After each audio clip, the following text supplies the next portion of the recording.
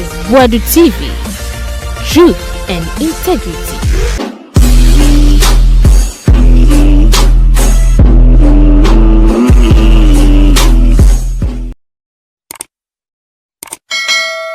Usema munyina kwa ba famra body TV so you best yourself first time and now subscribe now like video ye nyina ye comment ni nye ye share na Dawuro na Kofi Adenta Kumi na Koka Koka unim no abrante no oma your friend is saying yoko for one no oma fire pa eje oma tuegu Mahama chinya saketwa na sofu Kofi Oduro Sofu Kofi Oduro ye say half the Mahama baye o kebiam order so kama NDC we implemented dumsor levy still na wo ka the man wabra ekufa do body levy baye so for do say nya da enso ne wo kebi the NDC for ejama twegu no so nya sanketwa yenkotibi Answers I make you is that this money will be used exactly for what it's meant for. Asante me da sinti Oduro Mahama na motie ne kan say yanto abama no say o president no me take soft decisions. They so me take hard and difficult decisions. And I say nyatwum na ebeku nipa. Abri Akufo-Addo na ogina kono na o take bold and decisive decisions no. O TTC krom ekoye propaganda.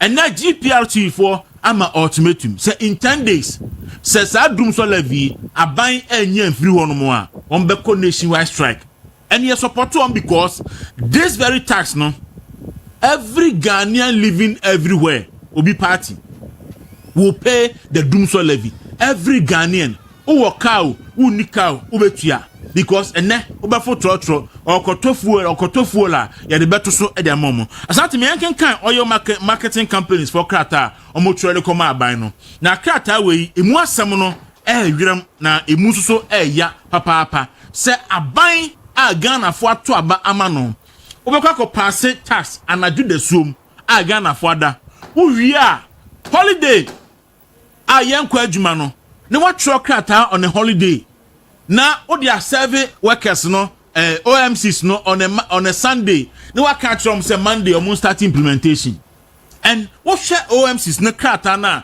omo try to come aban na you can clearly see say OMCs no they were on point and the krata ni my yankin kan na ye hwe 8 June ni endra kwasiada or say the Commissioner General Ghana Revenue Authority Accra Ghana DSM tariff interpretation order on the implementation of the Energy Sector Levy Act 2025, Act 1141. Or say, we write to register our utmost dismay and strong objection to the letter received from your office this morning, Sunday, 8 a.m. Kwesiada na 8 a.m. dated Friday, June 6, 2025, a public holiday. The letter demand implementation of the new energy sector shortfall and debt repayment levy effective Monday 9th June 2025. Let us state the fact plainly. This approach is neither lawful nor operationally feasible.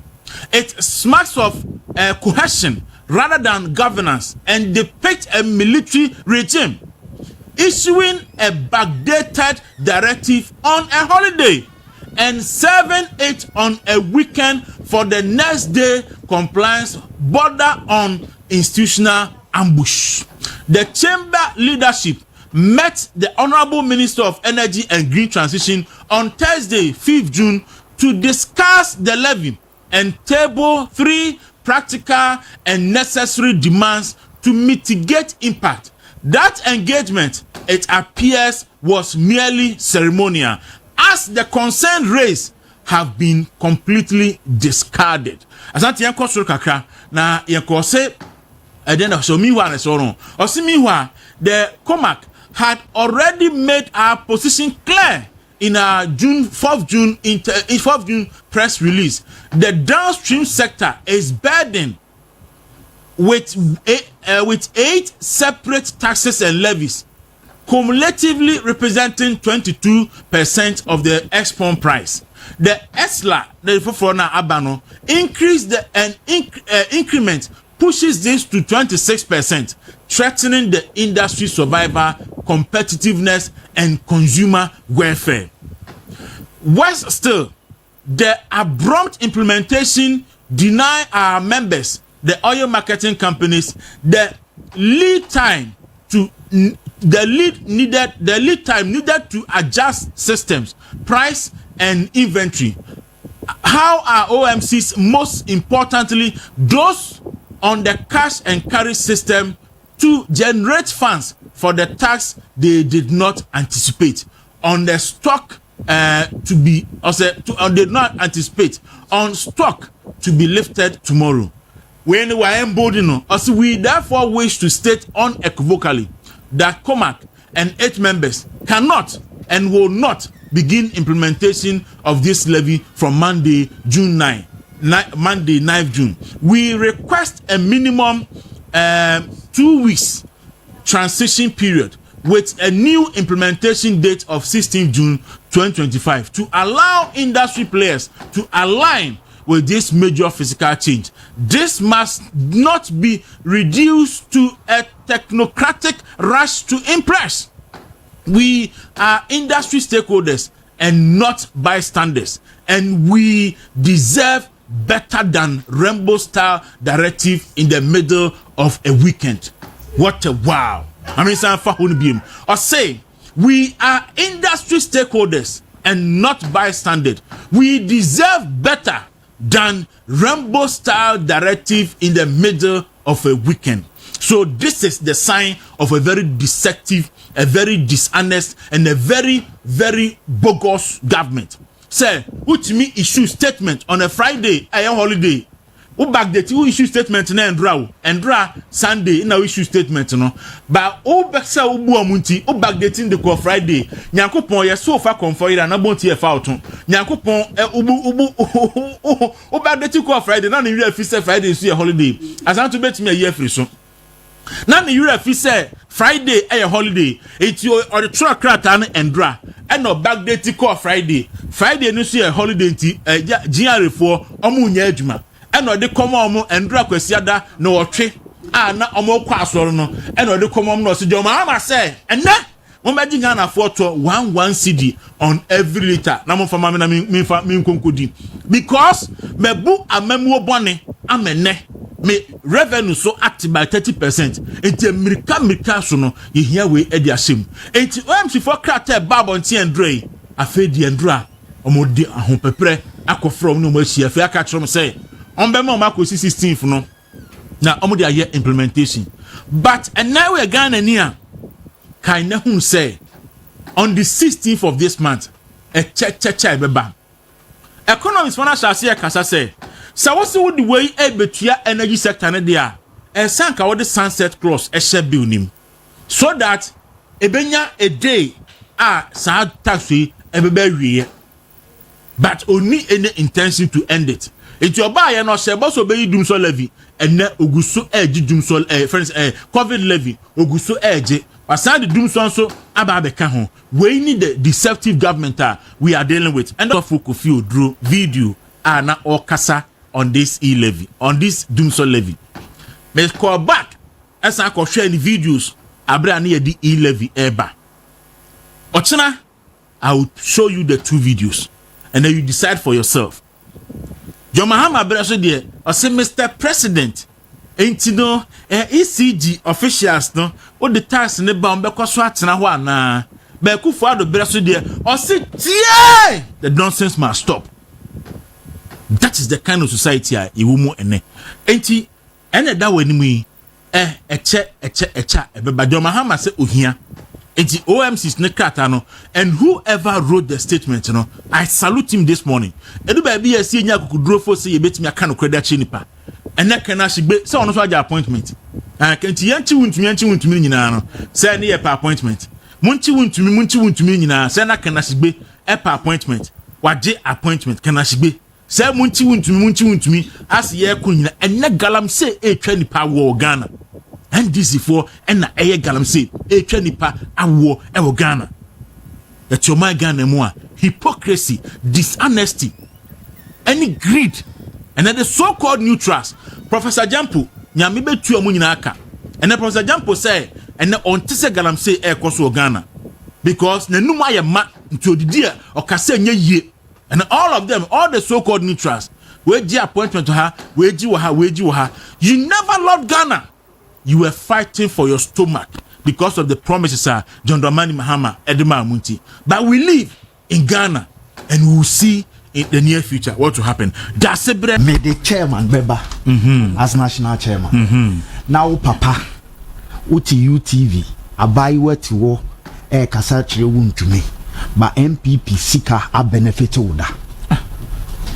Bo ya ye boa enne ye busasi ye pe card bearing members of MPP a wonka ho ye kan crofo ma ye adwuma ma MPP a wonka ba a benefit oda ziga na me no nya na wo committee so me 8 years me ntumi nine NC Jubilee House da because I'm not a beggar me ye adwuma enne ziga ene NDC tun sa didi what you say wo hu ni analysis o ye enne me ko can be ma when people were tagging you say o kan be and a speaker elusu na adwuma na o kotena se wo na ese ka me feel say ka ese wo frɛ Wontumi na wo gi the necessary information because o program no so o access crossing chairman sin ye kra na ye ne ye adwuma no o ziga o access o what you say unfettered access to chairman ka gi information na kotena station wo na educate na inform. But rather you want to join the bandwagon. What you say? Here, Ubia ne Godfather. But so kai say, "O Godfather, ebe to me ayakwa, e will be Godfather any." Of Godfather, of course. Obe to me ayakwa, obe to me ay boy, e will be Godfather any. Into no opportunity. Ya boa, political life ne wow. Into why who say every time a politics versus ano. No worries, but we are watching all. Utumit now, I can't same way for papa. Do you understand politics? Do you understand politics? Send you now, judge you. Nami expect to say, "Kaobeka saafa John Mahama who in some more kafa boku any sa no mano." Yes, ubia nye clean, but uba. Say upese uka facts and figures yes say uka send yet don't pick and choose men try say ubekasa send ubenya fame every will be ho enne platform a ukokasa so one say eka owners and managers because you don't matter the matter the owner no and the managing station no we should be very careful. Yen share so entertainment makers will contribution to entertainment yen to me even quantify it is not even there look us ni ho enya dress no enya so what share who how you inform how you help impact the economy change lifestyles no akotena ho ene peace FM ene ye ene date say 9th and 10th June. Ubia we follow Peace FM for years in say January mudie. Chairman General or Medjuma. What did you know? Now most of the time na me na akese atelem. Eba February say pa na Chairman General abeginedwa. Enedu mu ne away. What is Chairman General? And some yatete ya yenim. Yeah, the better sense ye can. Yes, you can see a becan. You can see a becan. What you say? First, only we will not want to drag him. We don't want to do that. Drag him on. Some people are nipa what program. I'm all too for free Kumasi. Afurium say Dabi. The contribution to we will never seek the contribution to FNSA Ghana in terms of taxes. Yes. In terms of employment that we're creating. Yes. You see, any paper just look, I don't think that Kufuadu Nyanse Mono. Abrea Ibrahim Mahama issue draft checks no. One to declare Nyamano. One Ibrahim Mahama too. Also, we a Ghanaian businessman. We Juma Saya. A back can crow for. And it is a why issue draft checks are a offense. First Canabra, Nakwe Juma. First Cana with draft checks now we issue amount no Fabra, Nakwe Juma. Oba Bessia banks go almost over chino. Obi Anchino because business deal with me a boka. utimi ye nyamfa so to be bob bank besia no the year adwuma na e ka ba as a businessman no enya Trump ne ayi akoya friend saying Elon Musk no nya seketu I didn't ya battlefield for goals and na goals so kwanye say we Olympic medalist and sana what team how free Greece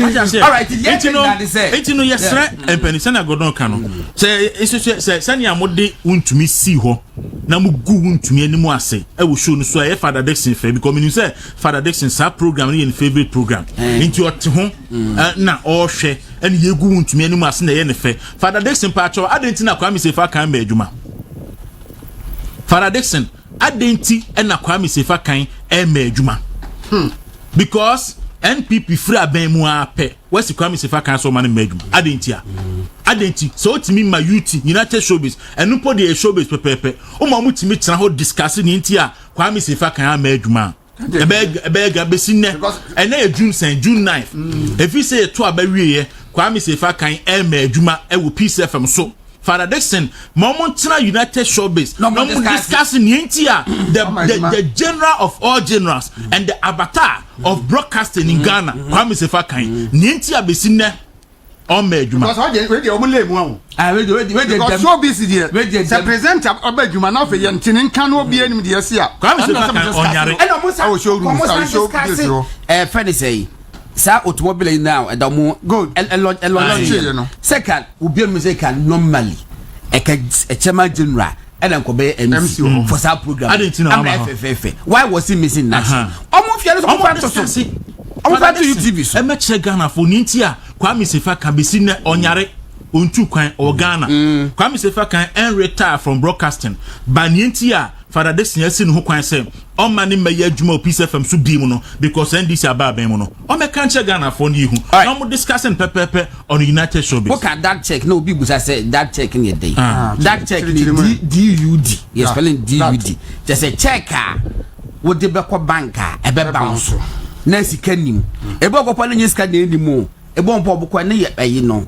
friend say account no ya collapse Ibrahim Mahama de ne ba say account no be close and close that into your checkbook bi ni account bi ya tum and na no the checkbook na ne bra president into your corner bounce still ne ye yama no okọ na bounce ne ye yama no mako ye te say 44 etiro no so be ka January for be kan so enye 44 na 24 whatever the case may be there was a 4 kra na ebone etia o manomra aye 4 pekra na etia o manomra all right kwa kunti say eye ho eye ye fancy a ko de fancy aye hwe de jame me afi ya hwe dumsor levy kwaku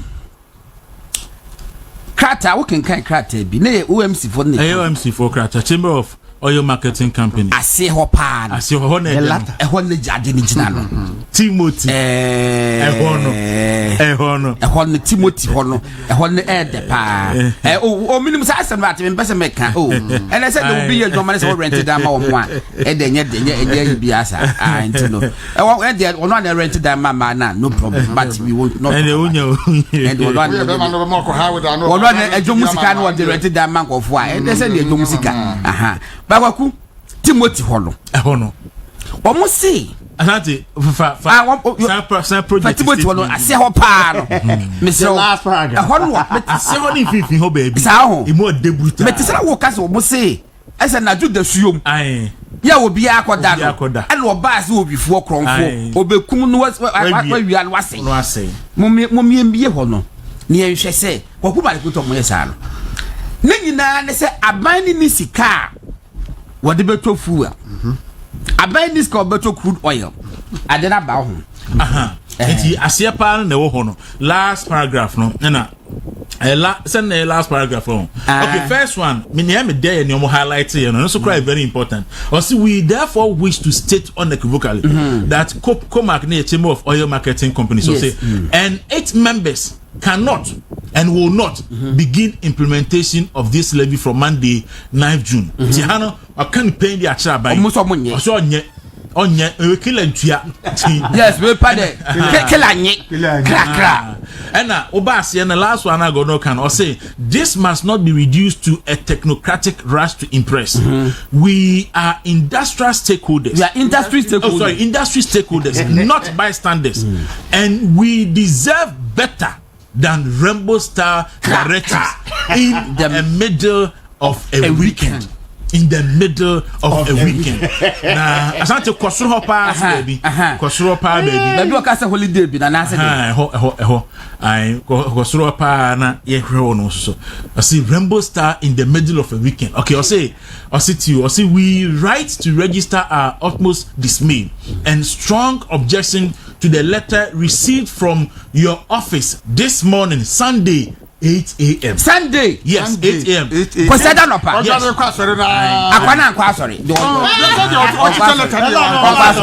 We are not saying the letter we receiving is Sunday 8 a.m. dated Friday, June 6, 2025, a public holiday. The letter demanded implementation of the new energy sector shortfall and debt repayment levy effective Monday 9th June 2025. But me issue a backdated directive on a holiday and serving it on a weekend, for next day compliance, borders on institutional ambush. At that, Doctor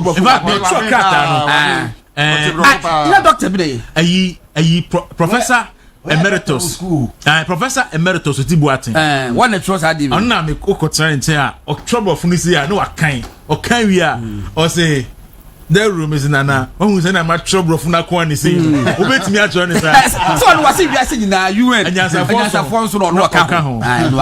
are now ambushing. Say, no, I trust say.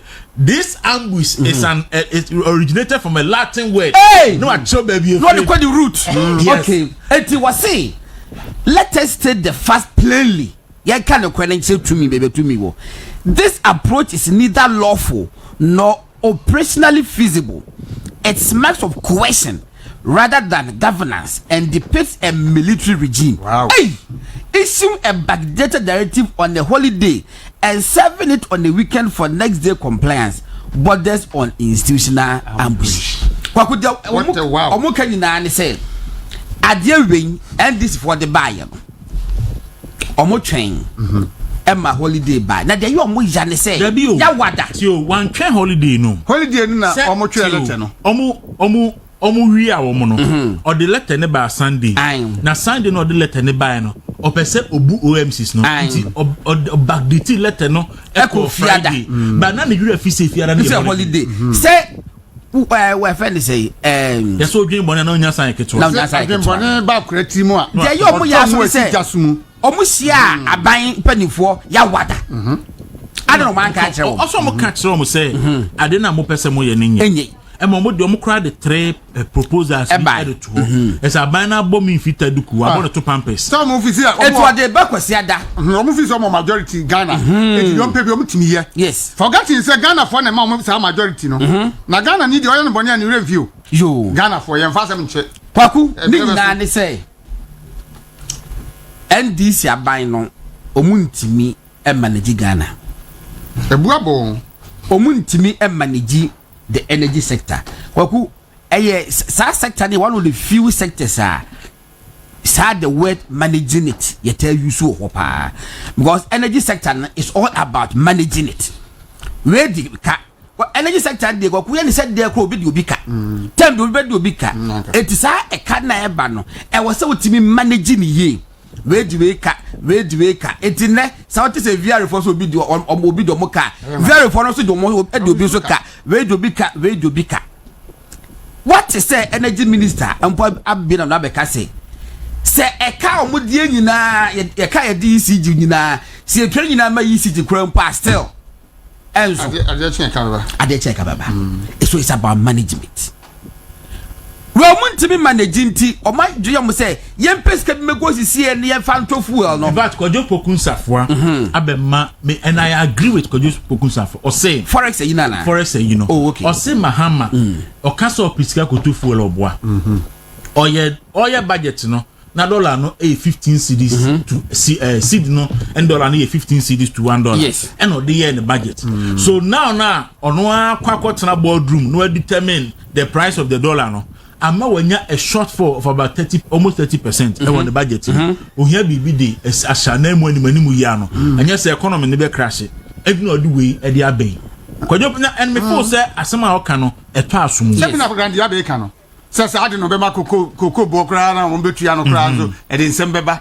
Fa ni ko si hene ngomran bibiri. Kwaku de ha me ne say Mahama Yarega majority leader.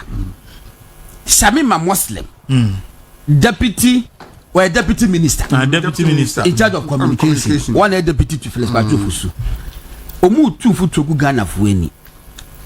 E one cedi pe. E one cedi pe. Me patro enye one cedi pe. Wan na ko filling station. Wan the free Accra e ko boko. Na wan kwa na ko filling station ko to for 1 liter.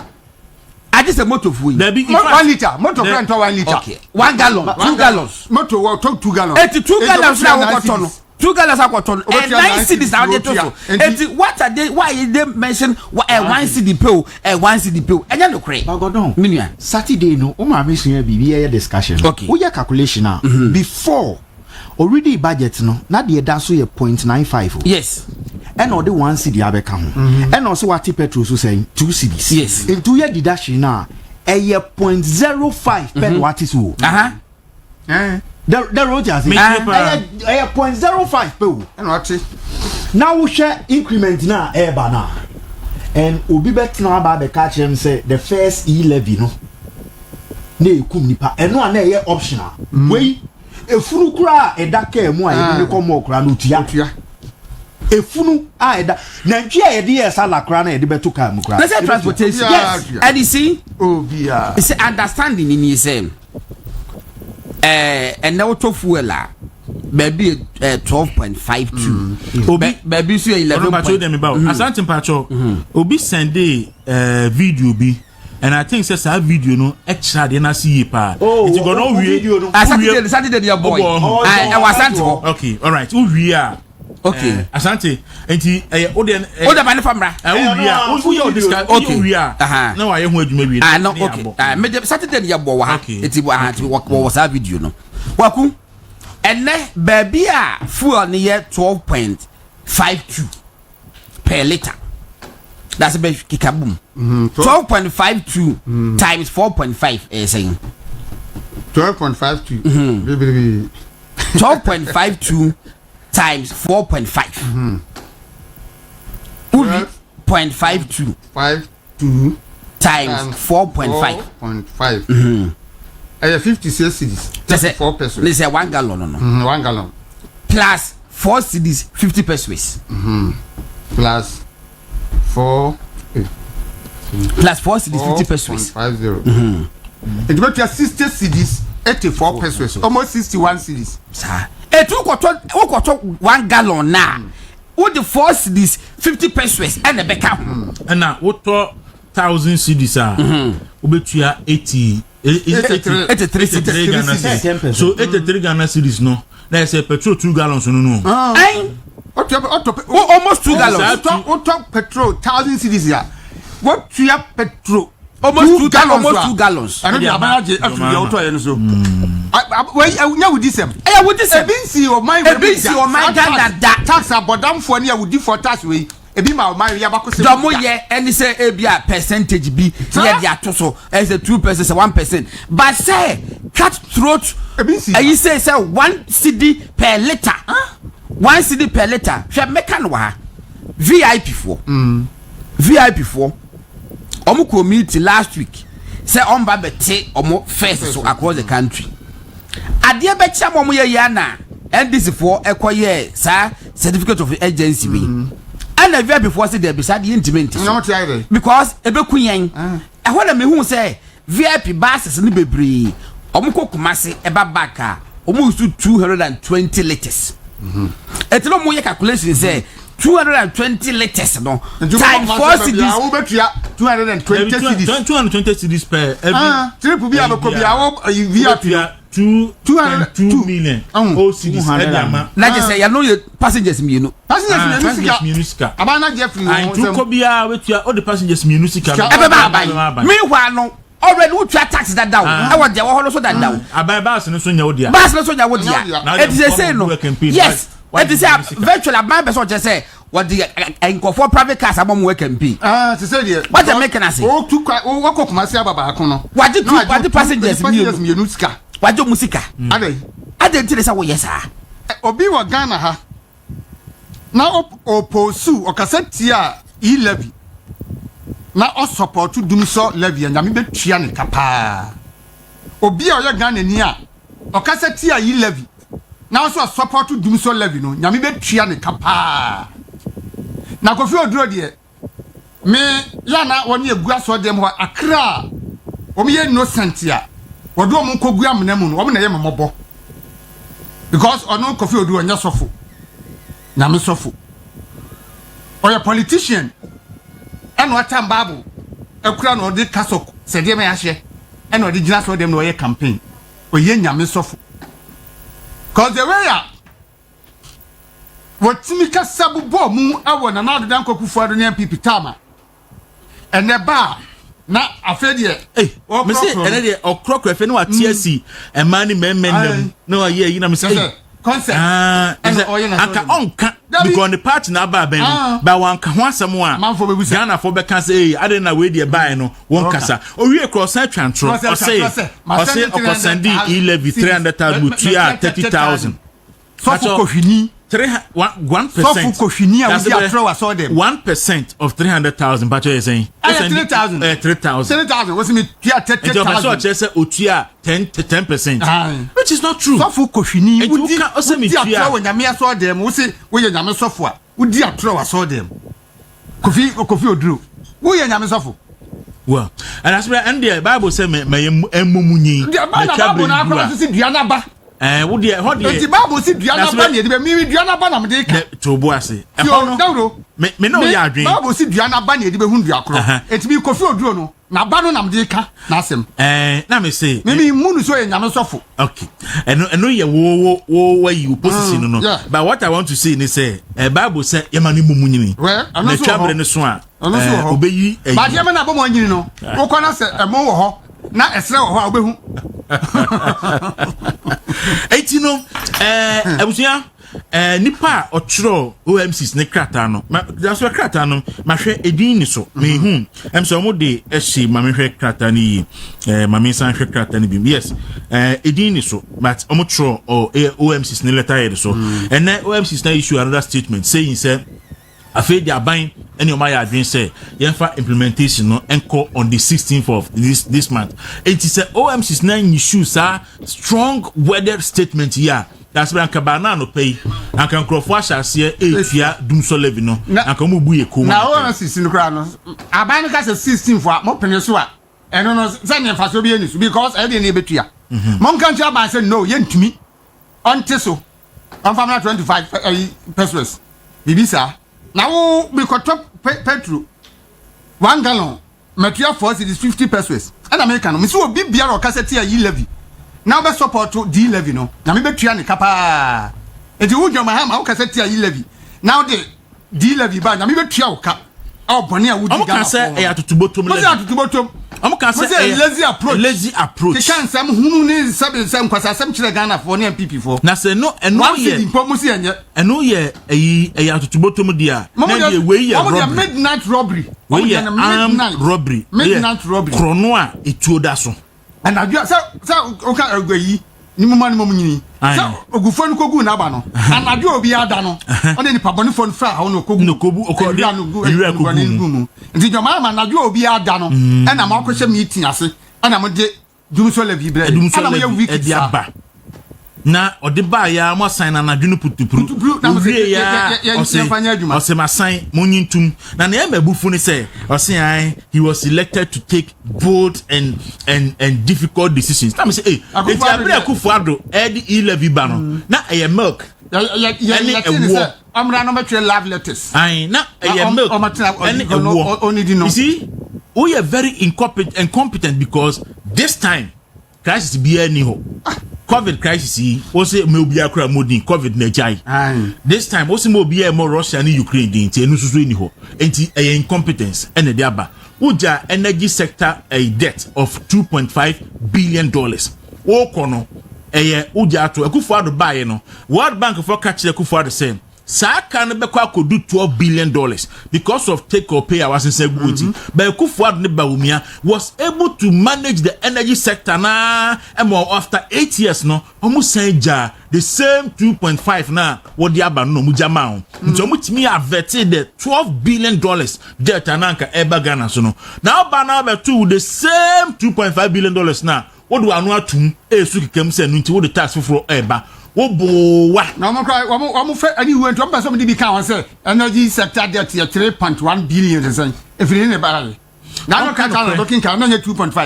The Awujan Hono, the another year. Who's just or he knows if you're able to call with the talent to chairman and Crawford. But I couldn't deal with your man or see the other man and when you are Mama John Hono or Ban and I say, walk away no John until you found one of the Elijah Mahama Semimisa said no question no new. Oh. So what trying to so yeah in this kind of life Big Joe good morning mitia Big Joe na no ya wada me da se pa Big Joe mitia papa masama God Almighty ye no amenua abokode nyame adom ahode e wo ho ye nyankopon ase na sa wachechi a ayifo na abranti be fen Ahmed okay one ye P2 minority leader ya Ahmed so ni minimum pa okay now wo Ahmed ne ho ye ti ye chale na lo pen okay and Ahmed ye chale na lo pen okay say ifiada wo ko we na mo wan kai yin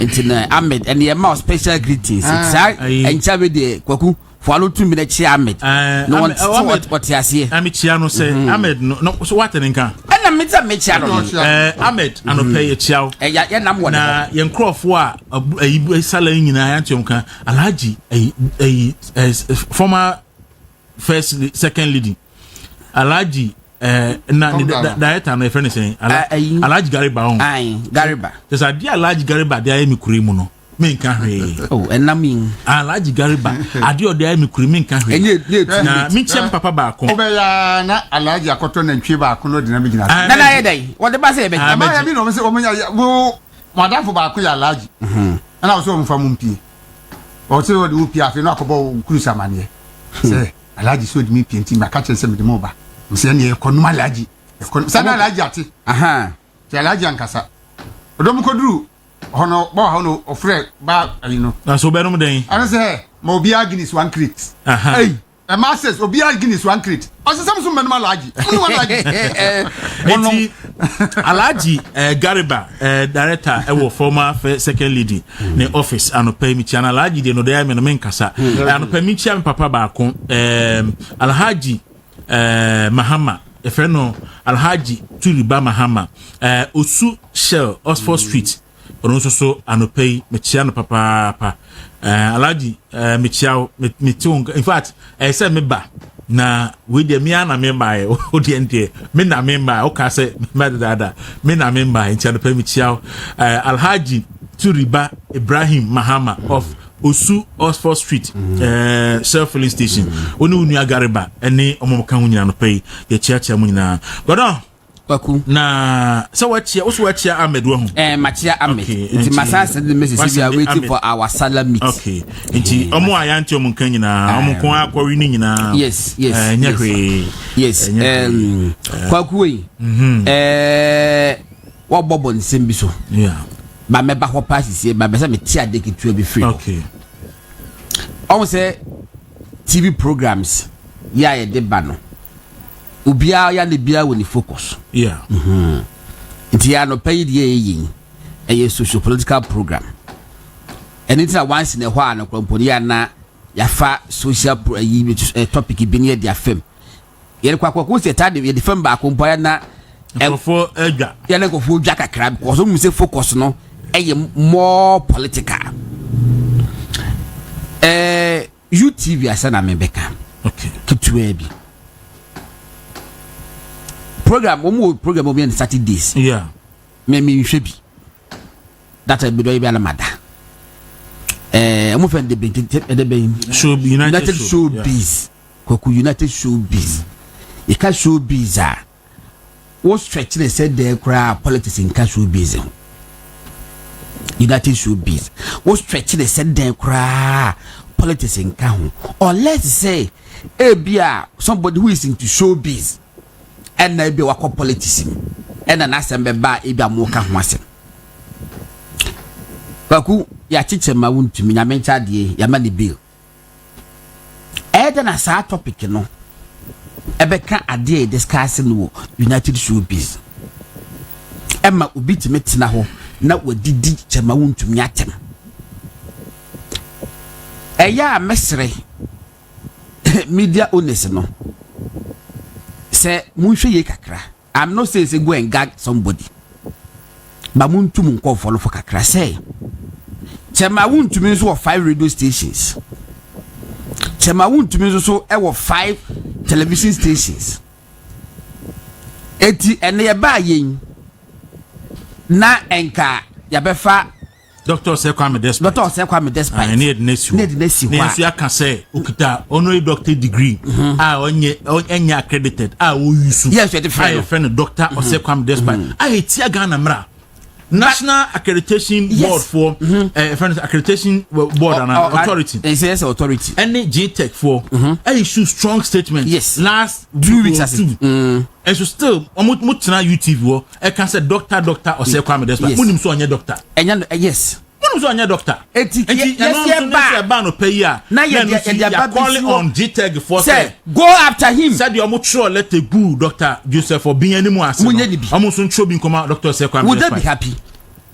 Even though we be saying the right thing, but menya so say no na ye focus. Na ye ba ye Kwaku so obi enu say Dr. Sekwame Despite one ne e friends back no Dr. Forisapo. Say obi aka so mu ye miafo. Yeah. Wa papa na wo hwan. And wa mama na wo hwan.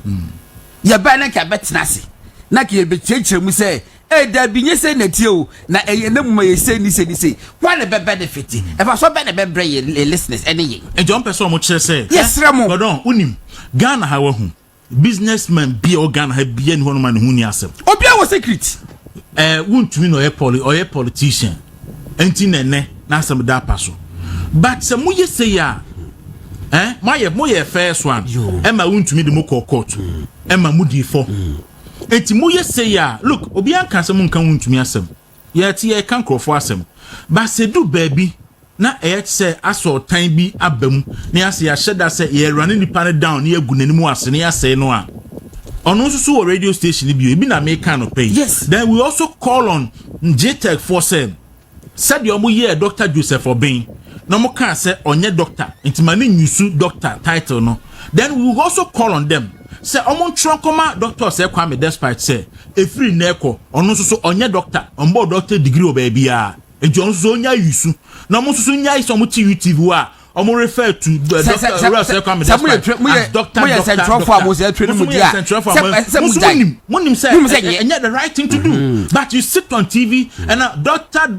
Sekwame Despite go on me Dr. Sekwame Despite me penasem of course na unim me former boss the Jonathan Amofenti me nya kwanya ebe ne kakra because no a member of the East Legon Executive Club enti omo programs bia ni bia na me former boss no the yeko o in fact o that personally admitia Dr. Sekwame Despite enti me cash na no me share no program bia se hu me ape no say minimum na me bom yo say ye wa enti no oyobi a ade a wa ye last weekend or two okopang tuma no Ghana fo nyina ani age se Ghana ni bi atimi ayesa mo mfa otan look ade a mo ye no United Showbiz so na no godon ye nua ziga workers you see edu ba bi a me unsa no pay me ka Dr. Bawumia attendee Kennedy dinner na me nka bi it is not part of my topic I won't say it because ye tena ha Yenu Ziga, so no ka Dr. Mamu Bawumia manifesto committee ho. No ka ho. Enya nyo na edi animu verify Dr. Bawumia. Me ba cho woni Dr. Bawumia adwuma fie sei ni. Me ba cho committee na mu ni ona na wo ka ho. Ba ko kra me nka ho. Manifesto committee na ka ho. Dabi. Campaign committee na ka ho. Me ba cho Endra Dr. Bawumia ye part oni fie ye frɛ wo.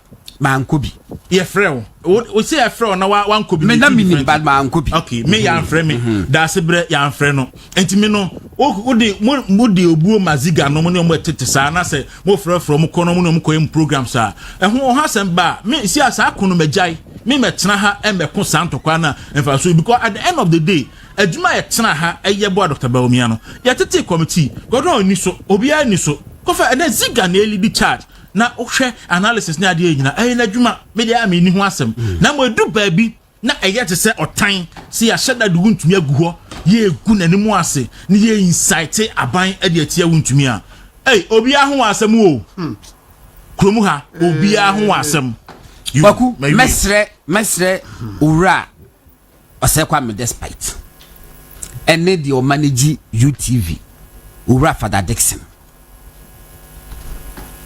omuntu womo a omoba hol mofo Baku na one day yeso betina ha ne ye ka se yenim se kuku obi firi obi dem kuku okwaku ni so ku de onim kuku pa kuku pot ya na enrogu mu no enye dudu a ya no mu nye dudu but enye de nema wo ma ase de ne nema eka ho kuku mu mojampu okay manu mata from na nya maga hoho mo mate say ye ti say bi free obi office e be to fom ya ti o eti no so ye ba ha anopa na ye bedi ko ne ka se de no ba how would they feel yesre owura kwa me despite any Father Dixon wo mo a omoba UTV program no so no mono monkasa mesre bi kwaku ye bisiese no mo afi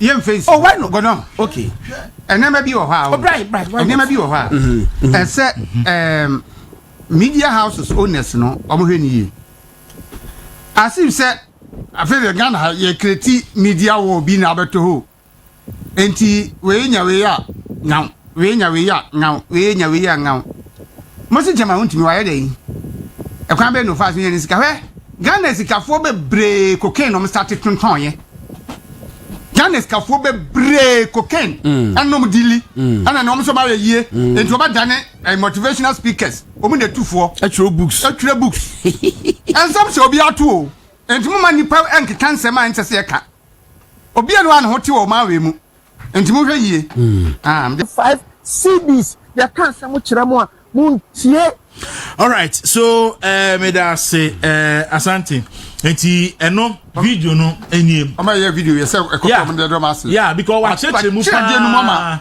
obia odi wa okita 1 liter na so say go na kese pa no ebro 1 liter on kese de hin me kan su bottle kese pa ebro 1 liter ebi 1.5 ebi 1.5 it say eno crowd liter no a enye nsuo bottle kese ne manu na jo Mahama one city aka ho wato nsuo no awurade ade na ehu wato petrol Mahama timonio enuru ayi kese efe ne sen bottle kese ne ba ko no oje one city wo bia so aka se jo Mahama wa mebu mayon obetwi Ghana fo aso anim guase a Ghana fo di ku no 2015 or 2016 say or president otia konya so a okọ election we lose puton sa no ehun yaw ana odi aba emfie na we ana Dr. Bawumia kan no ye betua tax pa na emo ya boso yie na emo ye belt nso yie paku mate se omo person mo ye demonstration e wo Kumasi omo nya na nkran sa Kumasi se ye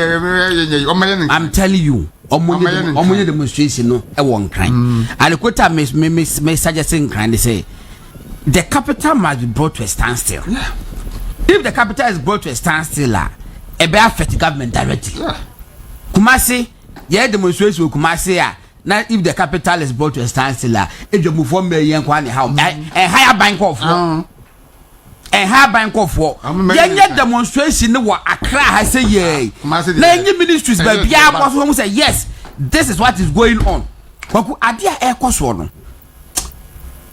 Me pese minya energy expect bi no one che the last time one friends of why kodo pokos I my friend is here but say if the last time one just so my friend insia kramra inside Benjamin insia okay but say minya the last time one aban bi ba so a wotimi etam task kese sei e de to fuel. No, ebi si da. No, ebi si da. Ebi si da. No, ebi si da. Ebi si da. Ade na ehu. Ebi si da. Sankoto petrol 1 gallon. Ɛna Comac Fonica no oil marketing companies in can say ɛto a egu auto petrol gallon baako bi ɛto egu so no sɛ mutua 10 cedis a out of the 10 cedis no 22% ɛyɛ to. Yes. It's auto 10 cedis 22% of you know say 2 cedis 20 pesos before. In total petrol 10 cedis bia emu 2 cedis 20 pesos ɛyɛ to. Ɛna ɔsisi si ano we a ɔmɔde abɛn ebe push ya ko 26%. Nti na chane say auto petrol 100 bia 100 cedis bia na emu 26 cedis tax. It may even be more than that. E better ko be 32. No, sisi ano 22%. Okay. Nti omo de we be ka ho a ebe push ya ko 26%. Nti we di 2% 4% eba be ka ho. Okay. Nti what it means no say an auto fuel 100 cedis bia no a 26 o de 26 cedis tax aban edge nsanya tax no na wo so a aka fuel auto no 100 cedis no anka beto no sen obeto no 50 sen 60 sen that's one on contract Asem ka beto no be 74 cedis so 74 cedis so ne ukoto na ban de eto 26 e de ato so and obi ani ho hwe eto no mo de ba kan first ba ku bi wo ho no ma vat no na ad valerium ena akufo buy no best san no year no specific tax of I think 49 pesos. I think that was the highest tax I dey ato ebi dey 20 pesos ebi dey 1 peso ebi dey say it when there's a obolo tax na me dem Ghana ha on the petroleum sector no more posi o mutumi kan say petrol bo na ya din no aye tax component na wo mu no enti yi free mu yi free mu a petrol beba from omo kan san say we ya tax component ya yi free mu no mo ba mo de chese aya bodam sem kura na beto petrol so bia ko top petrol 1 gallon ade egu ni moto mu osu ontua 4 cedis 50 pesos edi okada fo amoto 2 gallon yi da bia ko filling station bia no betua 9 cedis ababo ya for sa na betua o ka so ko fili na trotro osore no patrotro wakofa ka na Africa na ho eso to fuel ansa na wako o ka no wan fa kra be fa 10 gallons enti eso nya 45 cedis bakuno was it percentage you saying 22 or say 22 and I see 26 okay me hunu bi da okay so 23.24 between 23 and 24 okay I say we say a very marine it is right okay mama me hunu say they say the 30% almost 30% mama me hunu say so now be between 26 and 30% and na there no say we can e be a 10 pesos e be a 2 pesos she e dru ba bia communication tax e de buy babin etu ni din say talk tax afede se kasa ya ko ba kwa nya jew adia taxes wo so dada wasa dia ba say ye metu esika for your incompetence kwaku enrechi ya omo ye omo review electricity ni ade na ji no omo use ye forex exchange rate no so omo use 15%. Yeah, fuel is omo yes no if I budget no omo use 15%. 50. So what is the problem? Shouldn't there be a windfall? And I'm what the G 15 cities and they say I don't have for my buy best as 11. And the team said there's a difference. Yes, John Mahama and Yesika and what that to petrol what that to crude oil okay road fund levy and we 48 pesos okay and we send NDC for now at the buy I'm on the buy 1997 special petroleum tax and we send NDC for at the buy 2014 and now a yen and make 17.5 ad valerium and now na kufa do buy no obey no 50 obey convert no a year no 6 pesos and now energy fund levy and also so 1 peso and so NDC for na buy 2015 energy debt recovery levy and also 49 pesos and also NDC for na buy 2015 petroleum stabilization and recovery levy and 16 pesos and also by 2015 and na Akufo-Addo den so energy sector levy no and also so 20 pesos I know a course so kakako 20 pesos and sanitation and pollution levy and also 10 pesos and do hwe mu a obi akra ni hono ma or even 50 pesos Eddie Atoso, not even 50 pesos. The highest is 49 pesos. But now, Okabrane atam 1 CD. Eddie Atoso say boom. 1 Ghana CD and Eddie Atoso per liter. 1 CD and per gallon cry. Per liter. Et gallon ba could be a 4 CDs 50 pesos. And you talk where you cram you mam you knew. And 1 liter no. Okay. 500 ml. Okay. And you talk where you knew. Now what you are 1 CD. A medium near 75 ml. And 500 ml. And you talk where you knew what you are 1 CD. At then. The Mahama de Bonnie Ben Kwan Mangana for ya. Mua Maka. Mua Moka Satia you levy no. Someone can send us a levy we are. I mean, between Moka. And you won't ferry inti. Amafa komano boom. Amakomano to Muntimin Kasa. Let me invent me Spakika. Muntimin Kasa. Let me speak. There be and got away 1 liter something the boom came me. Moto crab break. Moto crab and send it to me. I just watch Yano. And to one I just want to say now you also red to 50 gumu or compose red in the back. Not ready, that's what now I'm trying to tell you I read. Honorable Clement Wilkinson. Honorable good morning. Honorable Miguel so here and we know Meshena agrumalate and ogrumalate na name nyina so atimi akoyie yes ye na we saying okay all right so how you Wontumi radio 95.9 any movement television so no twe abapa wonsema adunu enson na anopay ye live on Facebook ye live on YouTube okwa obe like na wa share na odo comment enso so afaho aba na yakenkan edi ama go don da sebe any Koka Ghana for song ewu e wo heart what videos no me wo video but me farma ayi but go don ya famano say Ghana for enson e be hwere wo munkwasa e wo ba bia kronkron bia na we no nipa ho no se mo kan kire se enkwan nipa na hwere no enye bibia o na mu eye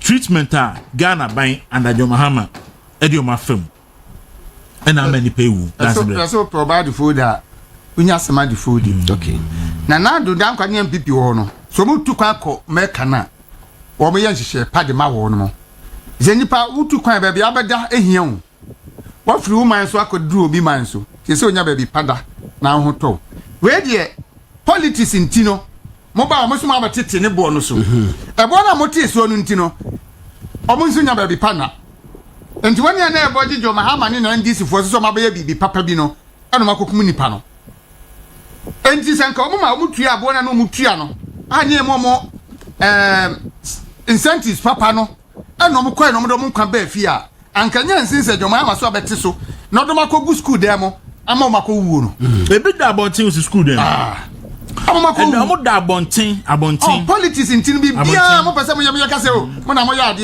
ya ne ate so ene mo so makoku nkrofo ma nipa asante patro omo da osi omo da abontin lady na na wia right, you see how you are, Bobo. And Yasam Ketua. What could you hear? He said, I would say, because of populism, Yemi and this is for by them, say, hard scan, no board, a tomato.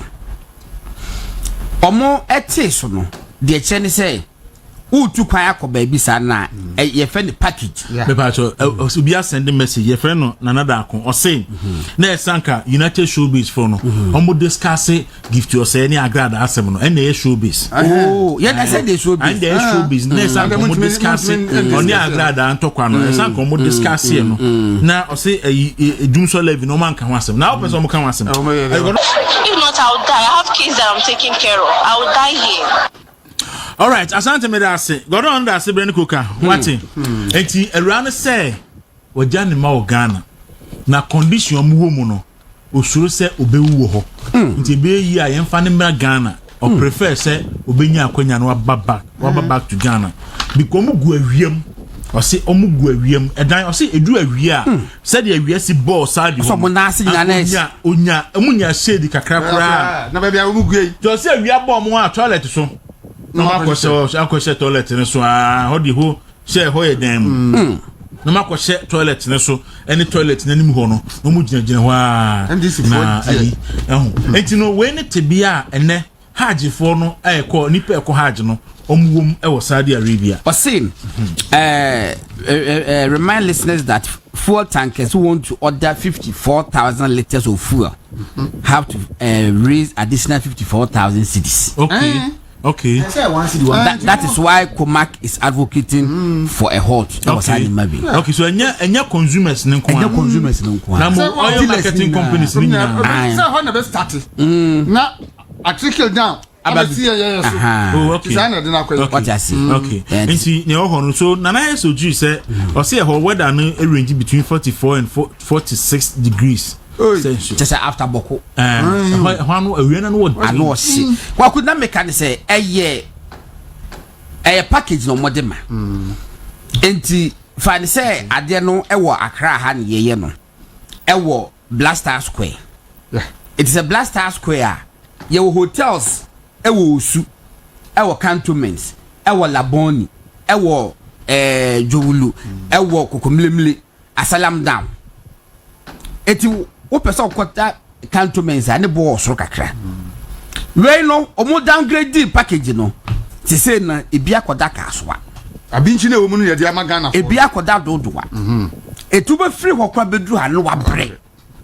Ya no ti na bi mu so moda abandoned hospital. Hospital na ye adwa first egwu. Say ho na edi Ghana fo a omukọ Mecca. Holy pilgrimage. That is what mama. Aye, na ho de do makwa say. Collins Dauda. And nobody is talking about it. Said ye pay hu ani. Said ye pay hu ani. Eti ye mon pa ma wo mo. Say nyame mo mo no mo ma hoden. Na omuntimi emfemu no mo ma medu ma Ghana mu ni nyina enyo mo asomdwie. Omo a omo ahwo mo kwale de na go for mo crazy. Ye busafo nyina so. Ya wo ho. President Dean komo e wo Friday no after prayers no kasa. He kept insisting say obetiso. But at that time no one think for do ewu. Why even unsure are appreciating what is going on. And can't you say what is the plight of what is going on? That want it.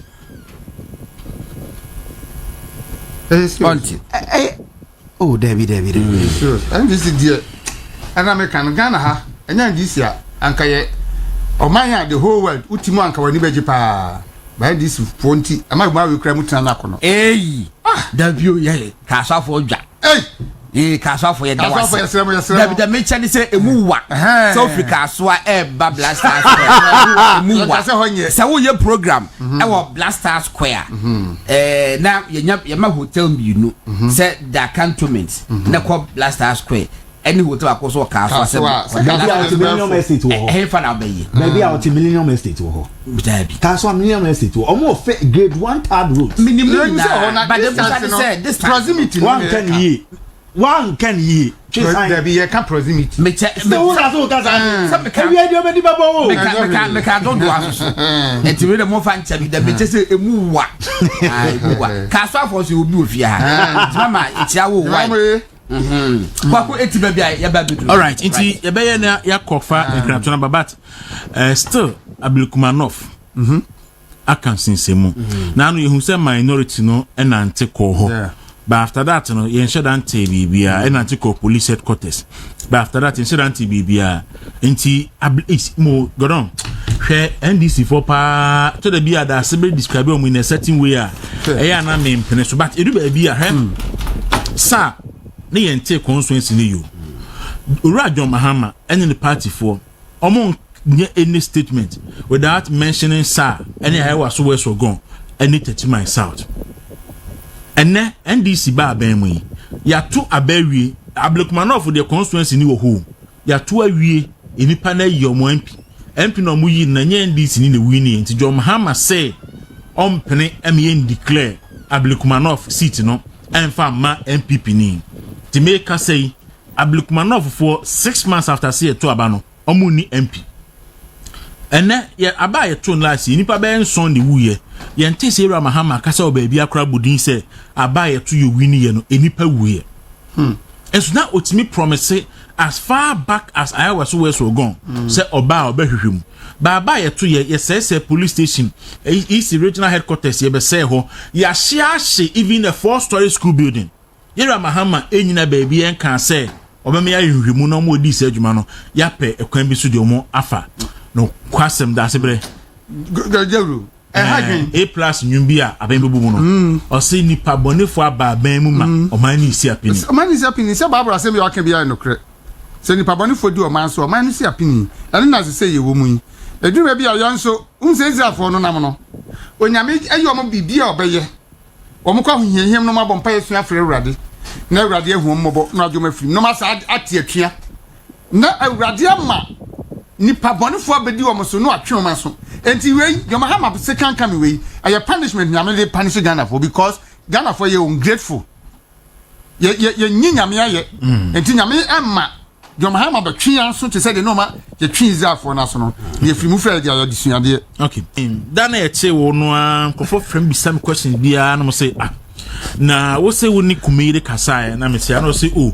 na kumeyire no woni mu ne dada na me shu de bi na wo number am shu na me frefa kumi phone na ne phone no wona ho na wo say me misa kumi say oye sign otimi ja ne phone e ma ne yire na phone no wa lock ya na wa bie enti kumi mi nya no a mi misa no say na phone no wa lock phone no ana na wa bie a otimi eja ma ne yire afia no pa kusi adwumre en na boys ni person mu hu enya Dawuro hwe nipa bia first of all nipa bia won nenso Okay. but me nenso na endorse sa Na ho na dey endorse. me nim tem dia be ka ba se Dawuro me nenso na endorse sa o ti ase yeah sao no da me nenso na endorse sa but say o nenso do so say no so yes kan be na ofa so a utimi dia ofun ma wo yire e ko detention by me nenso na endorse no answer me the password na man say me phone password ni and we now from ebeboa and I'm the phone man no I don't have anything to hide Dawuro I have nothing to hide me ti say me am nua Koka ono akra o mama hwe the phone kra na ye mo hihye no wa wunua no me am nua no oh yeah be more for the password and to now me from password and to one thing says here Me ni password. who the password who phone 32 locks What you na obo no? You na obo no. Say where's no name? Eno ane me password. eno ano last obi bo ne password na password no why be 16 finishing letters what video no Oh my cousin be the password no. Kofi Oduro managing editor ma the Republic newspaper or say Gordon would have swallowed the phone. And I say Gordon e chi na come about me phone out to the Mama can experience e nya e wo cardio. So you call na papa bi e de ne call ye say ye no em say transplant bi. And dabre or pass out. In just see operating no. Aye we and ubusa say na ni phones we musa say ni we you. the phones So you say we need the Koka no. No I'm not sorry Or say can I walk? It will be added there. Me password you mean believe it. oh me there she name me phone kumi Chris Zukweku say onyi ni say o yire bie phone because o jiri say phone now you receive calls the call ne bad we receive The intensity of the course let man access. Science we me support it. GM me support this size we. Cheme. I host Dr. Baumia Efre me WhatsApp 5 times. So time of friend name my wife in the casa. And I say WhatsApp or friend telephone now look here still me what's who the friend WhatsApp is here phone now lock here. Man for me be na password na untimi be. One the phone is ubie ma. Untimi fa call cry. Okay. Adenta Kumi. O just here. General secretary. Also IT no ye school eh. Oh there be ana make a trust enye ITU me for shin too one who say we na go school mun grad certificate ni one basa mo master me ti say basa tell me master papa from the University of Ghana IT okay me I thought say first degree me philosophy in information studies. Oh okay. Yes, combined major University of Ghana. Okay. And I'm UMCO University of Ghana Business School. Papa. And I'm MA Management and Administration. Okay. Na me ACCA but my part 1, part 2 na Akasi Okay, yeah. I see. So Adenta Kumi ena Martin Nkano efia odo anopay good morning to you. Efia na good saying enye mo popular fu odo na enyo no a efia se makachi o se wudin se okay ne de ne efia odoba eni obedo aba efia odoba kase Koka so ogene na so ene ma me doba ntino ofe efia odoba ntine de ne nye mo efia odoba I don't trust that statement. Now trust anyway Any mama doba say. So kasi bia ukugwa doba saying. Obi so ye ne mama doba ba ko. Ti e fe na fia odoba. Obi so ya na de number no. Okay, Koka obeji sisia. I see. We so wo fufu pa. Why no fufu? O fia no, we fia pa de pa. Na wo ko di ni kwa we. See. Me ga say BBC. Koka yi so no why ahometi pa. Na Koka de poshe be bi do plus basa. Jaki ehwe mi. Ana be je the procedure no dey go for that for my ire na. David be ka je de ke chebe. Omudu phone ko ba hwehwe so o prefer say security phone ba hwehwe phone so na so ye ba hwehwe mu. Ese ba me tie phone so asaba ko. I see. I would say how you Wontumi radio 95.9 movement television na waso eguso a wuti. Nonkron abo apansema aduonu enkron. Na ye be sha se na ye di enkomo odie eye men ka hwe eti Kumi enne na yesanka implementation of dumsor levy no e sha se but because of the strong worded statement chamber of oil marketing companies no e trokoma e troba abontinti aban say we different implementation at the 16th of this month. Na wahwe aye ho adwuma. The effect and the impact of sa dumsor levy no on the ordinary Ghanaian et saying me sha se o. Daro with us mecha no mechi cherished listeners. The tie for musun yabo. Na wa ko fa me yidin abemu de ese mechi no. Because the show be amekosu bia no. Shepa. Okay. Now there ye channel no pay catch and say nyina besua kwan be fa so a yesu betimi me for say me ebeje phone so sa. There na Machia Mr. Amidu Hussein of High Sense.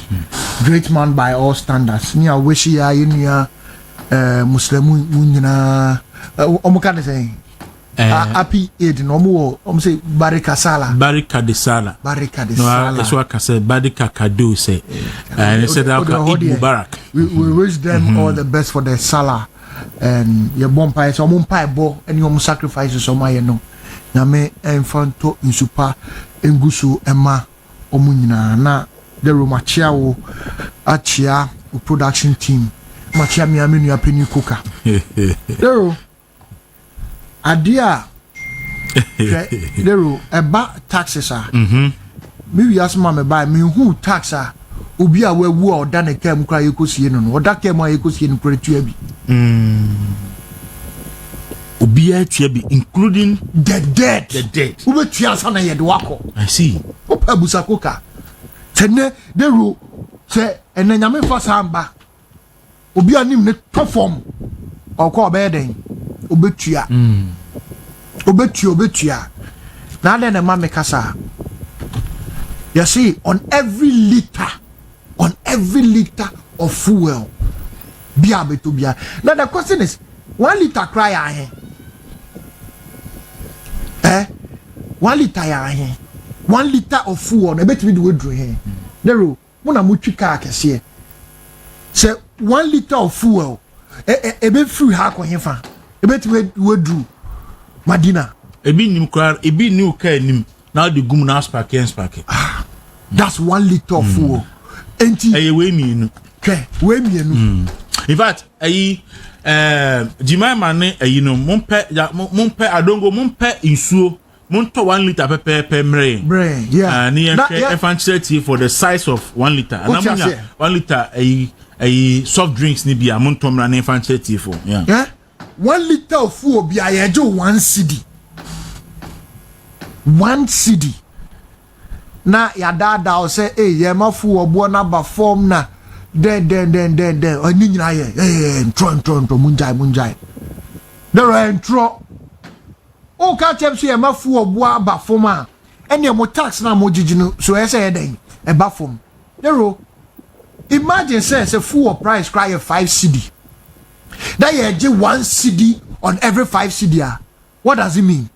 A chance on every 100 Ghana no ye give 20 Ghana meboa. So what are they saying? Mo therefore ya na mo tena sika say energy sector levy na den dem ko fa bibi e friend esla ne niam baaye ana mo de 3.6 3 Ghana cedi 60 pesos eto so say fu obi a ye beto okromu ha bia 3 Ghana 60 pesos ana ye den ye tua wo ho ene mo sa ba de 1 cedi abeka ho so atufo sem ye busa no parliament ono abokoko ebusa no or say he doesn't believe in your friend say increasing taxes na den before kese ni nyina kosi wa or say say ye be tax no e say shemudin and compliant as a den na mo the budget ba parliament mo the budget e ba parliament tax na mo pese mo je no enka ho hwe daro you see I tell people say the most criminally minded people in this country are the NDC. The most criminally managed people minded people utimu say konuno they understand the intotos of it. Daro so people so about krone ewiakete ma uhu a onim do obeye there be daro o shirt ya o she die hwe daro o shirt ne achiu o chira ba daro space yi tale ka o she na na do round one bi akebe fata o scampede de ne friend scampede daro o watch no adena watch na ye yi ni nyina daro o bibi o person o de jew oboa o dada o eti kromu ha there inauguration na minister bi I was stage so then okay I say I can 5 hours 5 hours of full the be power your thermal plants na ye uvise forgive me to say na do uvise there nkofo no mo de o adwen anenam it started with that a free 24 days time say 20 days time then obeka chen oka chen say ECG oko parliament eko ka chen parliament say ECG deka 1.5 billion worth of demurrage ana containers are e wo yan clear then next thing I hear say containers are either 1500 sa e ya dia ye dey prepare wa adwin ye dey prepare wa adwin be di usika simplicity. Dero, prepare what you be do sika. Said the cook and yama, maybe I'll prepare now drinks. A year they do obey no. And if you a change for not to channel cooker. Sana, prepare what drink and this is for criminals. They are preparing your mind. I'm telling you, they are preparing your mind to chop your money. Eno ni akodru ho no enti daro de omo ye ne de enti na omo ntima anya ewia no omo ye na anajo no enti na omo ntima fan to budget mu they came under a certificate of emergency emergency to do what omo prepare man for na dream say problem bi wo while there's no problem What can say energy sector if it's a legacy debt. Why the legacy? Why do we call it legacy debt? There are me busao. I didn't use the word legacy. Yeah, I want to associate Bekano. Ah, a car, 2.5 billion. Uja 2.5 billion. And the World Bank said due to take or pay agreement I was signed, a balloon into 12 billion by I think 5 years time. But Nanado and Baumia was able to manage and to cancel some of the contracts and renegotiate some of them. And in fact, court because of that contract. With this, no, I will give credit to Honorable Boache Jakon. Yeah, and he did very well as energy minister. MPP Bab Memono, Boache Jakon did very well. Very well. How handles our energy sector debt? I'm telling you, they too serious. And I never acquired a say. Honorable Boache Jakon sanko tina sa sector hoche and ko be transform me hopa because the name there is he Nanado and Dr. Baumia can say energy sector issues no are more of financial issues than technical issues. And the Boache Jakon a financial expert, former Vice President Bank of New York. It's a quite no who send you better to Sika Semono and also say all 10 and Yema around and a Jafu Fian Tuata and Odifio, but even almost a bafta no crown a bomb homoding to maintain a cano a cow be found with $2.5 billion no all sign fear bemuno na the same $2.5 billion. Obeji ana usu. Obeji ana usu. Wo kana ujai no obi ababemu after 8 years we get the same cano at the amount na usu na da anka wo do uja 2.5 2016 2.5 2020 if as far back as 2016 to media 2.5 billion at the 200 more no we ban the 2025 on so 2.5 billion so bona baso and they say onu eja onu tua ne kan nyina o ekufo do mu tua aka 12 billion yes ekufo do mu kan nyina o tua ye sa 12 billion 8 years in power yandi energy sector kabia ye tua ni nyina de bia me se me ne Uradu Big Mahama etransa me busa ne say how did you manage ECG to the extent say we are not hearing the pressure from the IPPs? How and you know as some occasion say when you understand the business of the institution you put a lot of square pegs in round holes. Me who Minister of Energy or Kasakra, yes, it's campaign they do. The energy sector is about money. Every day the minister is causing fear and panic. Let me go through a petition. Yeah, my family. Minister, they can say containers are missing now. Now on your research, Biano. Why not Kofano? We are funny. Which one is more of a false publication? Which one? In fact, of the first false publication, time of cancer power 6 hours. In fact, another day, so the cancer say 2 days was the same. Every day false publication to another 1,005 was 1,003 a year. And also, Yanyana. But Namia do near Babe man. Oh, do answer all those questions.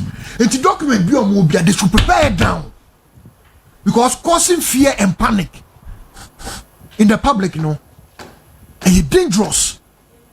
Say, I can't for 6 hours. I'm a Ghana. It is 6 hours. No lights in the moon. Or we are then almost over here. They should tell us. Obikra, I'm reliably informed. Say, dumsor na kuko sunukra artificial. It's part of the game. They said that dum kakra na de daba. Ya ka say yes ka we sa ye. Ya said that dum kwa Ashanti region. They said that dum baby ah. Ya ti say so to na hwe. Ya frɛ mundum no. What's going on? Because of one city opposite. But you see hypocrisy no. Nyachum. Yadi levy buy. And you be an levy. Na Dawuro, odo ba ko school o ma ne momo. On phone ko school. O ma the cash. Etika de momo fa obe. Na so Dawuro na odo ba ko school ka obe fa no be tua wan si wo so. Dawuro, o yire nyim na okwo kra obetua. Na enye one city pay o Dawuro the number of liters are all they travel. It is all the 10 liters at travel are ubetua den 10 cedis. in addition to 3 cedi 60 pesos now utu adada no. No, to 1 gallon 4 cedis 50 pesos. Into 2 gallons say 9 cedis. 9 cedis. Pero but the calculation ankasa ne say. Who say we are amending be a can liter na microphone into the Ghana will be any gallon. Into petrol gallon back will be a ubesentia additional 4 cedis 50 pesos. Auto gallon minua ubetia 8 cedis 9 cedis. Auto gallon miensan ubetia 13 cedis 50 pesos. Ade. Abra, there are other taxes. There are other taxes on petrol now. Water no. We are near bed. Or say, fu or neighbor phone. All right. That's not awesome. Messa about Kofi Adenta Kumi, a member of the MPP communication team, and pay Sama of Sama phones. So Kofi or say or shame. No be sending a message. Say Mr. Adenta Kumi said and what die niti. But Kumi na niti you mean me send you who you know. Now say I don't know what die with Kumi. That you mean to me die with you. Kumi say so I say you. Enya politics aka come crack a medis of who. Kumi so I say you. I mean yes of no mu die o mutini bi so. And go for my baba brewa so you can freeze and wait. Koka on the taxes. Mami too. Me more can I issue be or I ain't clear me person clear. Okay. Tax issues. Okay. I deal with what I'm paying for beer a January, but I think we need to set a record. Okay. Kennedy is working against MPP. Enemy facts. Koshe anytime beer NDC beye ye bibi no abedane distraction. Enra one video na epi na boss akwa ye biasia or kasam. There is a clear way say ma obi anya den ma obi an campaigning and oye the same person tia sa letter no so buy time of visiting Kumasi no mukura banner yatro Ken 2028. I think elections in a fair internal elections yebeko obi abenyo but usha normal Ken Eyeno is always to protect the NDC more than the MPP. One, levy in sensem normal akosono. Ken abua ma NDC enya diversion.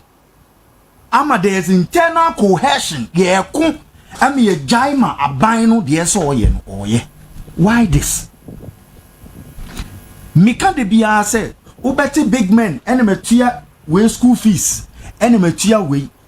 So if Koka, you think a distraction, don't follow the distraction. So we have to discuss the tax and let Ghanaians know Ghana what's happening. MPP for Agina Basu say, yeah, forgetting that distraction and remain focused and prepare for the demonstration on the hardship na ebanos. Udo MPP me tie me can de bia say Usha Brian Usha Kennedy party abua but me can de bia say me person me the young omunche me 10 people they have invested in. Yebeka said they are their young self. In Tufa Brainer, ni young self. Oye mebunu. Ufa Kennedy, me person me who. Then Ubeka said you have invested in society. But when you nemo girlfriends nemo now for benefited in the party, yeah. Chame da we who say Brian and Kennedy baby demonstration. Ana biye na yeko akofa na na ubi ko akofa ba Koka uka sadia me person make point se ubeba be ka kire mebunu se ye didi agya omo na you are the ma nipa unsada bo kese mu no they are not being fair to the party. You see, I'm saying this because Honorable Brian Champon, I don't think waka bibi and our bibi the party needing back into disrepute. Yeah. I've not seen him done in fact, for a very long time. Brian, I politics. I've not seen Brian Champon say, "Oh, ye BB," to drag MPP party in the mud. So look, maybe Tobias, maybe I can say, send DC for ya, Diana Enya, when the Nimna catcher and say, NDC for Munya and can say politicians. And if I'm 17 years today, Brian Champon, any BBR to drag the party's name into disrepute. I will plead with you, say, take him out. Open so no, address. Your platforms. Your platforms. Yeah. Say utia obi school fees. And now boa obi. Ne ebeye. Say o de be kaina. Hey, ni yesu ye be kai how the party helped you. That is where I'm coming from. They are on platforms as screenshotter. Ye roasting Crawford say because they are not supporting obi candidature because wabua uni pakro school. Anything American say no. But say dear Ken a distraction to our party. She say baby a Gina. I see a facing off NDC with the new E-levy now. E-levy go, E-levy come, and the pain that E-levy is going to happen. The kosu share the oil marketing companies I see a focus on. Why do you go for a funeral and go that tangent to make the government have a leeway of doing things? Because no social media, your WhatsApp groups. Why? Let me tell you. Omwa party any delegates ebe vote afano ombe you. In fact, as you go through process near certain strategies, changing systems, more of re-strategizing. A lot of people might even move out of the delegates. Process then the process to elect will come. Finding ways to unite our base and stop this attack. Say baby amity, nobody can tell me say Felix no man oyen so the Wontumi or the Brian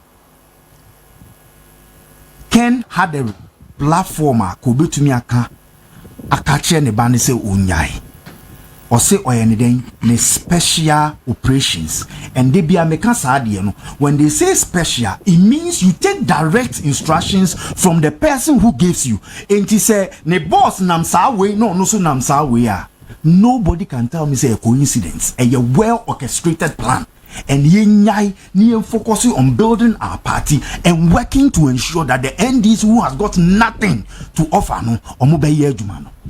All right, Koka, Koka, a member of the Koka, member of the communication team, yeah.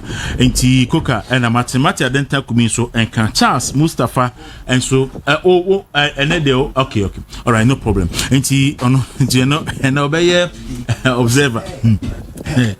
Akasman kakrebi na yebe sorry ye jumedi so how you Wontumi radio 95.9 any movement television so Kumi so there are a lot of issues so taxi we free on one in fact one thing I can say and nurses for a withdraw or total service even though National Labour Commission court no almost say omunye hu bibia so OPD emergency any ward nyina omare draw nyina from today nyina ho and any other issue no yes yes say me no one na efidie so na ye kan asem cross all the propaganda eba ban mu the reality on the ground will expose you. I think say they are trying and this they are trying everything but in the end any ho nimdiano de ni ho dabi sa nimdiano na ye de bu omaye isi omu nimdie nyina ye propaganda you build MPP build omo ba then they come and mismanage it, do anything they want with it, and MPP will come back and come and suffer again. And yes sir you nuanum necessary yes sure mo pa say omun form any entu on mine so you say there are things that they deserve to have, but yes they shouldn't look at the government who promised. Yeah, I said we were demonstration now a promise be I am farmer who a promise be I am farmer a deception. You try muntro ana ya vote ya mo obi meniness ni bi kasa so mu twa entro no maba power afio munye de mo se mu be ya se na ni nyina entro enti ebufu na hyenkrofo mu no more than that. But yes ro mu say omo ndwin ye nuanem ye maame mu ye sisters mu a omo yare tale yare ya o dero munyare da wonti ase we are repair to me just can't call private hospital. I mean, hey, yeah. Now say I said be to me, and then penny phobia so we muaka, and yet asempa. But you know, and you be a soon a binya penny be a man as soon. Ye nurses, ye mamma nurses, ye brothers, ye sisters, mamma nurse, yes, remo. Ye nim say a buying a demoka. Ye nim say a buying ye bibi momo, bamodi, yes, remo. Strike it, dear. A word to pa my yes, remo. Now, Dawuro, you see, I want to talk about party issues. Said me bra, Dawuro, I don't believe in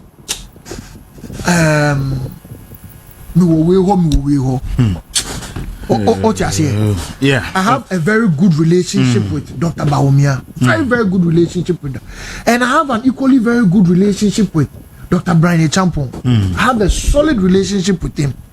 But you see, it's important, say, as a people, we put things in perspective. I will not stand here and be that. Say, there only said I'm Alan. Anna, what they mean? Yeah, it will be that. Intimacy, I'm watching one. How about the baby and why they? I believe, say, we all have our choices. Then I will be your person, but say, Yempeni Fono, on one casa, if they don't conduct themselves well, we will follow their footsteps. There, I don't know if you get what I'm saying. Say, who say me, Makojina baby, not the room do what tema. Who say, we penina me do what tema. Who say, minim say, mo penny be to me, wo mechi, and I'm a day, yes, sir. I'm telling you, who said, mo penny be to me, a wo mechi. Into the front liners, the flag bearer hopeful, but your young share ye. The most important thing I say what the back of our mind is say Dawuro, say ne Dr. Bawumia winia. He Dr. Bawumia understands say he needs Ken. He needs Dr. Brian Champon. Say Brian Champon winia, he knows say he needs Dr. Bawumia. Say Ken winia, he knows say he needs Dr. Bawumia. We need each other as a party. And as a making, I learned it from Honorable Napo in Komobi Onimidi. Or say the party should not be focused on building the individual. We should be focused at the individual as a flag bearer. We should be focused on building the party. It's about the party, the new patriotic party. Obo Kena yeso edeni, or MPP ni. Obo Bawumia yeso MPP ni. Obo Brian Champon MP. Obo Adenta Kumi MPP ni. So how can a house divided against itself stand? It's a beautiful yes, please be measured. At times, you'll be Kasa, you know who you are. Speak your message. It's about your message you want to give to the people. Adia, me catch Koka. Say, Manin, and I will ye. Nipa Boninsi and ye to din. Mebacho, or more I at you would some be contest be. But what's the Dr. Duchum? What I said to you be? Maintain. What's the Brian Champion? What I said to you be? About what's the Bawumia? What I said to you be? To what's it? Patrick Wama cranny near baby. What's the what I said to you be? Only power cassette you be. But didn't I catch you and say, Papa? Adia Wuyi, ever say party into giant. What is it? We are, sir. Now, Obia, you see, we have to call people out. There are material. You see, and found you. And found Frau Obiana. And found Fra Nipam Obia Cassessa no Munina because Obia, sir. Obia, sir. Now you know by a champion video bar or capage, no kind be no kind of.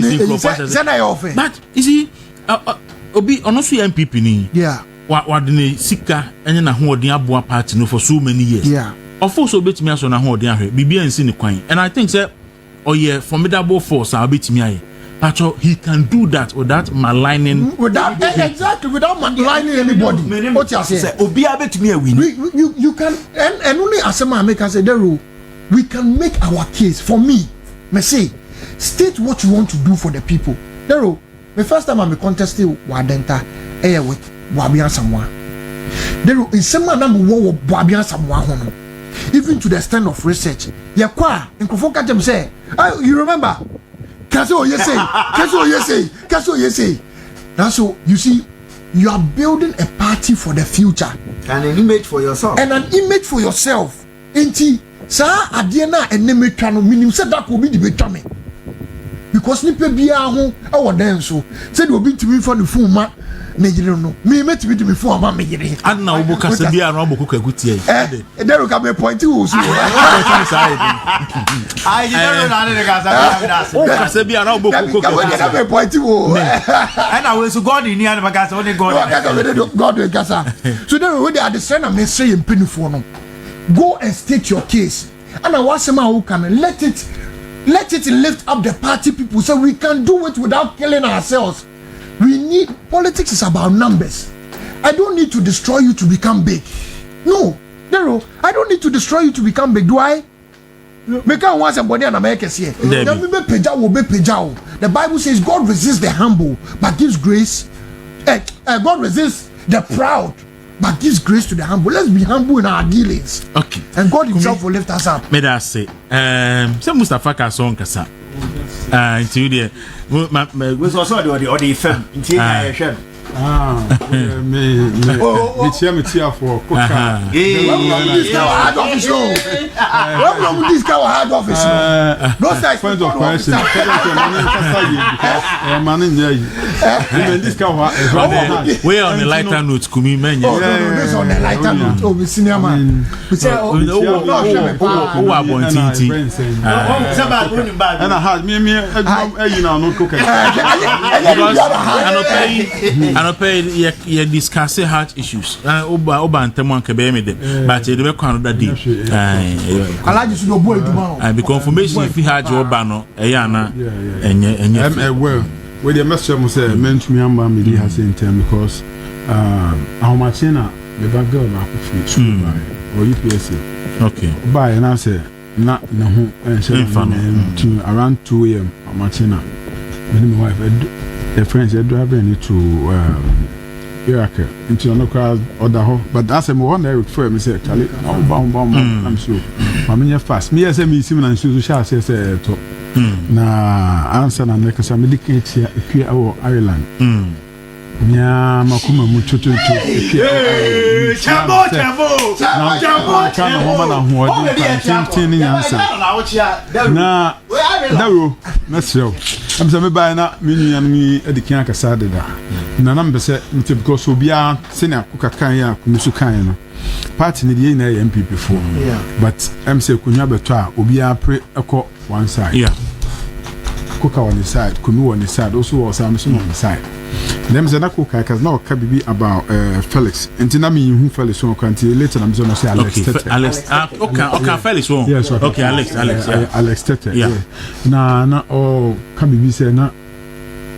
Honorable Ken say Alex Tete any operations. Well, I'm not sure, but me caps Ken. Until now, I think say me corrected that side. Okay. Say Alex and operation for Ken. And Sema, yes, Ken. On yet, Sally position say or say or your special operations director. Sana Ken. No, that is no Alex in the kind. No, Sana the position too. Okay.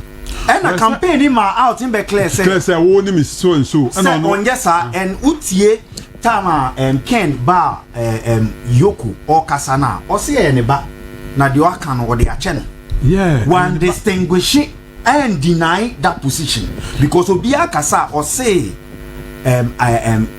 Felix and Alex Tete yeah. or special operations director. I know the sir me cry na me go kan ka the same thing dey be Obia say monetary and I say well but ni am person me can say party no na kumi kan bibi say ya kasa mu ni other things say na ya kan obonten ya hwe na yen so ya na ye be kasa man penifo na yen hwe ho so ye because ma ye ho kwama penifo ensum ye nkonkoto am na dokodoku because penmu no ese woti se konako ye na yen fata asemo ba open na woko ono ndi wachi and also ho you see but the fact is that say we penia the difference is that we penia na wachita for cancel bia edu bia you call them to order obi abehu so pani we why say but say one will lead charge now he said send Dawuro Mahama lead charge against the judges no and na ye judge abem obi anim say eye wa because one will lead charge no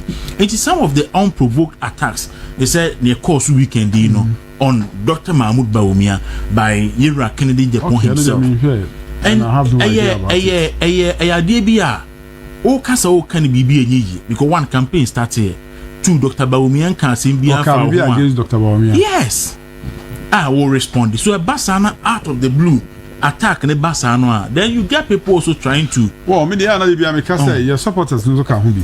Because so be also be responding. Say ne flag bearer be aspirant be a person or no so kasa senia. You reckon Japan kasa this weekend I think it's a problem be see party. And I did be encourage and two I'll start as me. Yet say honorable can Japan can say Koka nine Eddie Bawumia atem to a unit. Yeah. But let's set us me by any idea you want to me. Now what TSC branch champion see. Yente say what distance and home from Alice said to SC branch. Yes. Oh. Two interviews. I branch champion I could discuss out Koyanko corner system office and all that. Yes. No me but now Emma Metra and true be so they say meaning no. Men can't answer. No, but from your expression, you have no idea about it. And you know, not Brian any minister. Okay. Are you getting it? Yes. So he gets them all can put up Brian any minister. But so the facts are wrong. Even if or a minister, even if so a disika, must it take an MPP member to do this? You see, but anyahwe enti na make say se kwaku na channel radio so keke and TV so and no cassette Bawumia ni yi na didia. Then adia Alex Tete ye no. I say honorable can Japan eka bibi. Se wan ka bibi dia. Then na nkrofo na man come be you say. Ono so atachiri anasa dey. Once about what put campaign in way no. There is always an image a manage campaign and it will be wo. Kese by now straightforward we distance ourselves free akwa won kan ho free ho but bibi samai and interviews no all ye ne a damning interviews all send the panic credibility without facts. Yes, so they say and nyamo bi wo ho a so oni ma wontumi and debate no anka bibi emfa ho ntino as you are saying no me anka sam kwa koye me investigation etie nyama abeba say bi a metie videos ni bi na say nya obeka nafa otina me ba beta na me kasa me hu kwan me fa so address ma fa by say me kasa me kwa akoka bibi a things me transfer yeah okay miti madam ase ba me de me no ene those issues na me share na me yes say ene me kan wan say for some reasons ba na me kan say one year say ebasa na nkrofo sha some be responding in a certain way obi so be respond no be responding na say that be na a create problem in the party sabre ya ye di dumsor tax abe san kan MPP nyina marshal forces na ye dey fight me say any mobile money naturally ni ayetem no me say na nya woni ye say yi na fi so sabre ni nyina ye kan amodi ye bom na ye fight the NDC government now we are coming back home and we are fighting among ourselves. And that is not helping. Into no something into America say say ne also support honorable can Japan obe can say bia and how do be to say honorable can Japan no abeka and Bawumia no abeka say ejita for no there o hwepa obun say Abre Alan and Nekufu Addo contest near they themselves they never spoke against each other. I mean, Kai said Alanche Martin, Ejina Baby, Eka Semboni be from 2008, and Nekufu Addo, Ejina Baby, Eka Simbi. But always you better tell much it for no. Almost yeah, a whole lot of a. And she said, Baby, do not say candidate no one LED, you know, and I mean for me. I think say problematic. Iti Madam Asimpeni for nyame ema nyina hode because now yare doctor nurse for strike. Use your call private. Yes, I did. You want me free ban? I'm only doing you 6,800. Okay. And not in the and the obituary. 6,800. And she said, "Oh yare na so we scar because 6,800 need there. I need 2 days. No. Madam